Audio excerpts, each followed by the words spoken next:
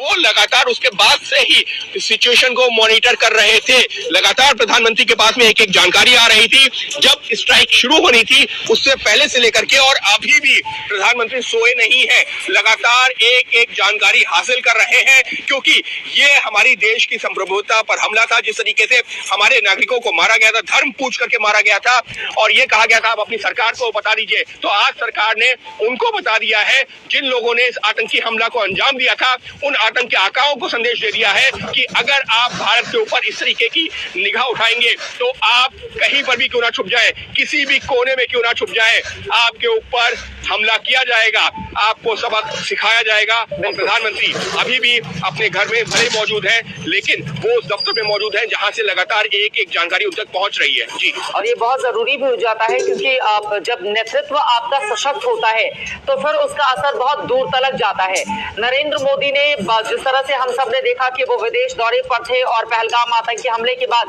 वो एक तरफ सीधे एचएम को निर्देश देते हैं आप श्रीनगर जाइए, आप जाकर पहलगाम में हालात का जायजा लीजिए। दूसरी तरफ खुद ही वो अपने